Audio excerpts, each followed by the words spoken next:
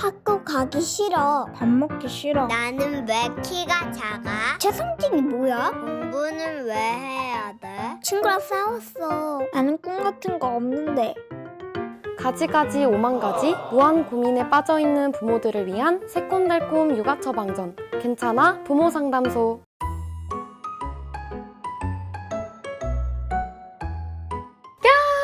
교수님 지난번에 저희 부모 상담소 첫 오픈한 영상 보셨나요? 네. 반응이 정말 따뜻하고 훈훈해서 저 완전 녹아버리는 줄 알았잖아요.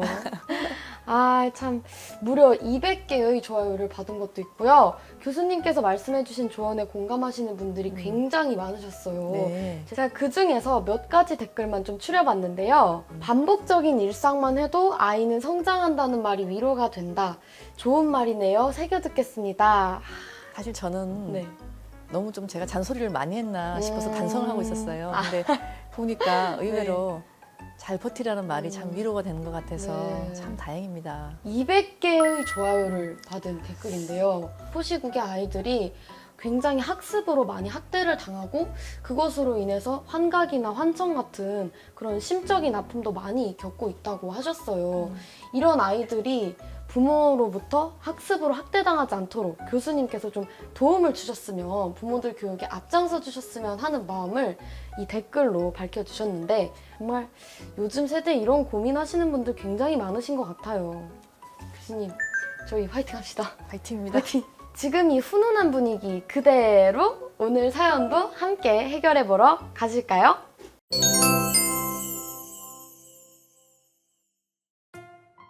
(10살) (7살) (2살) 이렇게 3남매를 키우는 전원맘입니다. 큰아이는 큰 소리를 내기도 전에 눈이라도 크게 뜰라치면 눈치껏 말을 잘 듣습니다. 막내는 철 모르는 나이인지라 아직 훈육은 시도도 못하고요. 문제는 둘째인데 평소엔 손이 정말 안 가는 혼자 크는 둘째입니다. 하지만 스트레스 받는 상황에선 뭐 때문인지 맴매 가져온다, 내쫓는다, 협박을 해도 눈 하나 깜짝 안 하고 고집을 부립니다. 기도 세고 깡도 보통 아닌 둘째, 어떤 방법으로 훈육해야 하나요?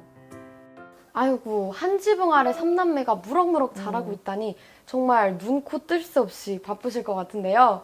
이 와중에 둘째가 어머니 마음을 타들어가게 합니다.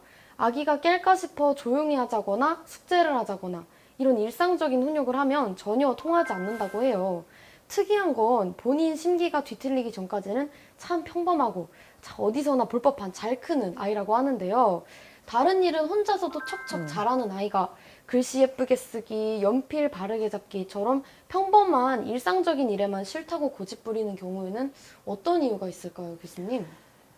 사실 이제 이 아이는 네. 엄마가 지금 걱정하는 부분하고 우리 전문가인 제가 걱정하는 부분하고 참 많이 달라요. 어떤 부분에서 다른가요? 일단은 엄마는 이 아이가 네.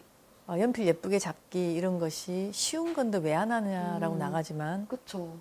일부의 아이들은 그것만 어려워하는 아이들이 많아요. 다른 발달이 빠른데 네.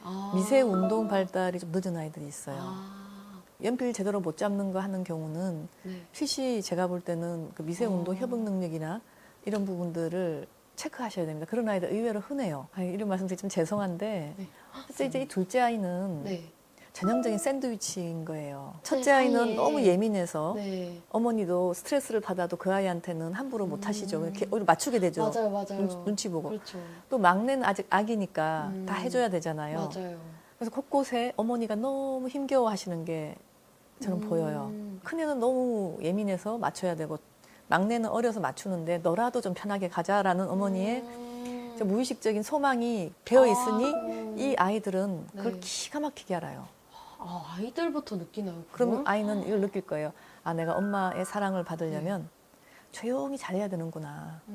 조용히 잘해야 된다. 이런 마음으로 아마 어머니 말씀이 손이 안 가게 왜 중간에 그러다 보니까 이제 어떤 문제가 생기냐면 아무래도 아이다 보니까 아까 연필 잡는 것부터 시작을 해서 네. 엄마가 볼 때는 쉽게 할 수 있는 것 같지만 이 아이가 혼자서 하기 좀 어려운 순간이 있었을 거예요. 맞아요, 맞아요. 우리가 원래 마지막 한 방울이라 그러잖아요. 평소에 참다가 요거 안 될 때 그냥 안 해버리는 거예요.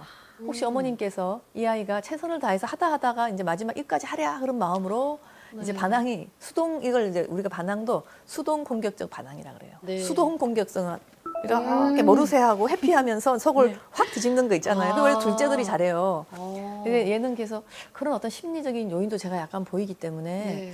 일단 어머님께서 이 아이는 쉬운 아이고 잘 컸던 아이다라는 마음을 좀 바꾸시고 이 아이도 큰 아이 못지않게 예민할 수 있고 그렇죠. 나름대로 어려운데 엄마 사랑 얻기 위해서 침묵하면서 얼마나. 혼자서 너무 많이 노력했던 아이 그렇게 네. 마음을 바꿔서 보시면 아. 어머니가 아마 좀 더 아이에게 잘 맞추지 않으실까. 이 아이는 맞추어서 길러주시면 좋을 것 같아요. 이 어머니께서 나름대로 이 친구가 이렇게 고집 부리는 원인에 대해 몇 가지 추측을 하셨는데요.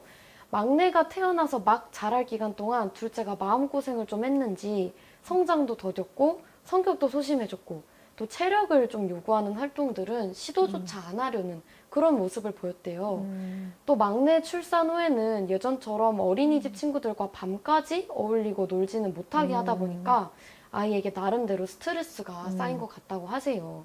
이런 것들이 아이의 행동에 뭔가 기폭제가 되었을 가능성도 있을까요? 일단은 이런 행동이 기폭제라기보다는 네.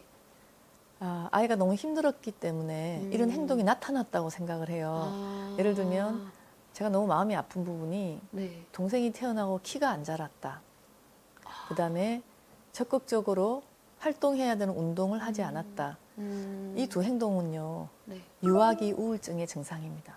어떻게 보면 큰아이 사랑도 있고 동생도 네. 태어나서 어쩔 줄을 몰라 하는 상황이 좀 지속되다 보니까 어떤 부모님들은 잘 모르시니까 이제 아이가 자꾸 누워있다라는 얘기를 하신 분도 계세고 또 어머님은 정말 엄마가 몸이 세 개가 아니잖아요. 맞아요.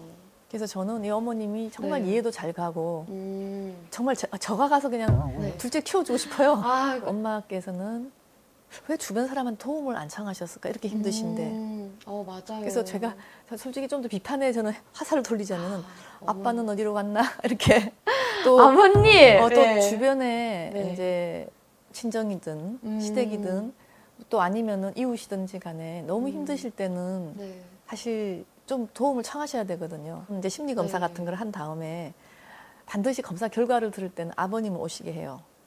아버님도 같이 듣게 해요. 그 저가 심지어 네. 아버지 바쁘다 그러면 저는 이런 경우는 같이 안 오시면 진료를 못 해드린다고까지 제가 약간 엄포를 놔요. 이런 경우에 가장 효과가 큰 것이 아이를 막 치료하는 것보다 제가 일단은 일요일 날 오전 10시부터 오후 4시까지 당신 아이를 다 봐라.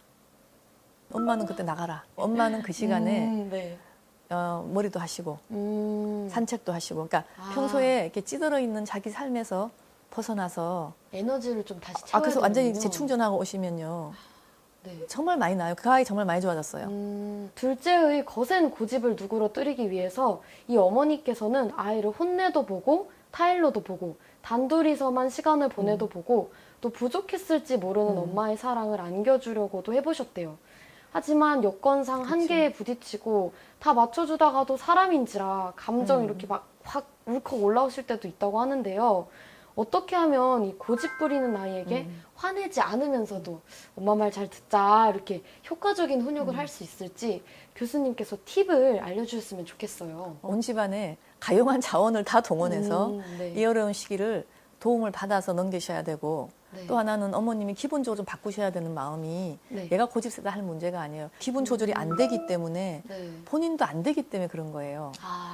기분 조절에 약간 실패가 오면은 네. 그런 어떤 융통성 같은 게 없어집니다. 아이를 너무 바꾸기보다는 네. 맞추면서 환경을 바꿔서 내가 편안하고 이렇게 웃는 엄마로 바뀌고 아이가 고집을 부리더라도 잘 안 될 때는 이 아이가 뭐가 어렵지? 이 고집 뒤에는 뭐가 숨어 있을까? 이런 마음으로 보시면 이렇게 좀 그것을 달래가면서 할 수 있는 그런 육아를 하신다면 어느 순간 애가 풀어져요, 이렇게. 근데 이 친구는 이렇게 말로 하거나 아니면은 진짜 맴매를 가져와서 식탁을 막 이렇게 쳐도 무서운 티를 전혀 안 내고 항상 무덤덤하대요. 겉으로는 일말의 동요도 없다고 하더라고요. 이런 경우에 아이의 심리 상태는 대체 어떨지 정말 궁금하거든요. 내적으로는 막 허리케인, 폭풍, 쓰나미 이런 게 막 휘몰아치고 그럼요. 있을까요? 사람은 누구나 다 이 아이만이 그런 게 아니고 네. 감당하기 힘들 정도의 불안을 느낄 때는 차단을 해버려요. 아이들은 좀 더 자주 저래요. 그래서 멍해져요. 이게 멍하게 싹 끊어버려요. 그래서 이게 어떻게 보면 울고 불고 막 하는 것보다 네. 더 한 발 나간 거예요. 혹시 집안에서 아이들이 엄마가 뭐라 하는데도 못 들은 척 하는 아이들이 있으면 부모님들은 성격이 네. 그냥 하지 마시고 그거 상당히 좀 위험 사인 중에 하나입니다. 회피하고 딱 차단해버리는 게 네. 조금 더 나가면 버릇화 될 수 있거든요. 그러면 좀 더 치료가 어려워요. 교수님께서 생각하시기에 최소한 이 정도는 아이에게 가르쳐주면 초등 생활이나 단체 생활에 있어서 도움이 된다라고 생각하시는 것들이 있을까요? 첫 번째가 네. 적어도 한 40분 정도 집중할 수 있는 집중력과 자기조절력. 그러니까 화가 나거나 이렇더라도 좀 참을 네. 수 있고 집중을 좀 기울여서 학업에 참여할 수 있는 능력. 두 번째가 아이들이 이제 어려운 말로 도덕성의 내면화, 규칙의 내면화, 파란불이 예를 들면 떠야지 차도를 걷는다. 빨간불일 때는 멈춰야 된다. 그것을 단순히 아는 게 아니라 경찰이 지키지 않아도 할 수 있어야 된다는 얘기예요. 그리고 그 비슷한 게 네. 이제 사회성인데요. 어, 그 친구를 사귀는 능력이죠, 어떻게 보면. 네네. 근데 친구랑 갈등이 생길 때 타협할 수 있는 능력이 생겨야 돼요. 그다음에 이제 마지막으로 네. 아이가 집중력 이런 게 될 정도의 인지 능력이면 네네. 배우는 걸 좀 좋아해야 돼요. 확실히 학교에 가면 새로운 친구들도 많이 만나고 새로운 것들도 또 많이 배우기 때문에 갈등을 얼마나 잘 타협해서 풀어낼 수 있는지 혹은 얼마나 새로운 것들을 배우는 것에 흥미가 있는지 이런 것들이 갖춰져 있는지를 부모님들께서 확인해 보시면 아이의 초등학교 생활에 좀 더 도움이 되지 않을까 생각합니다. 지금까지 육아의 신 신희진 교수님께 일상 훈육이 통하지 않는 고집센 아이에 대한 조언을 들어보았습니다.